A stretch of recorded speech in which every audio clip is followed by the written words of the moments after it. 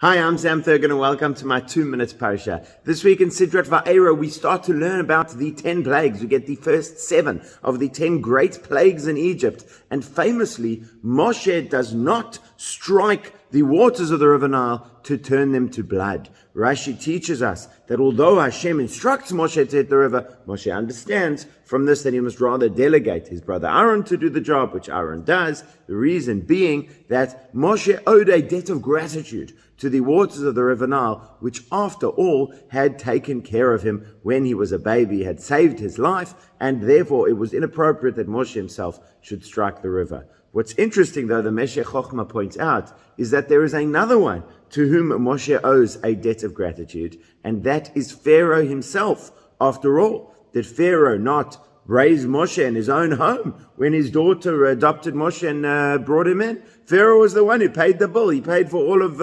Moshe's food and medical aid and schooling and so forth. He took care of Moshe for all of the years. In fact, says the Meshech Chochmah, this explains why our sages teach us that Pharaoh was not affected by the plague of blood.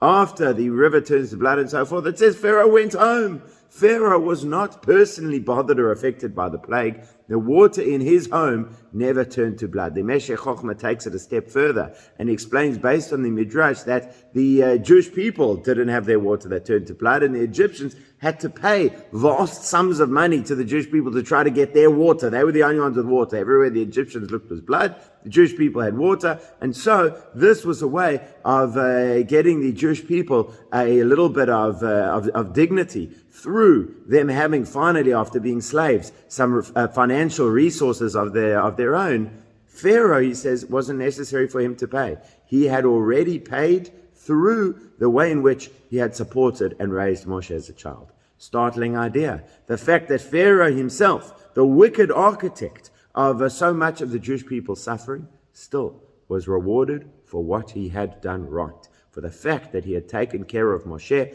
gratitude extends even to those who wish us ill, even to those who deserve punishment as well. The other plagues are certainly going to affect Pharaoh, but gratitude extends to all. If it extends to the river, it certainly extends even to Pharaoh himself. Shabbat Shalom.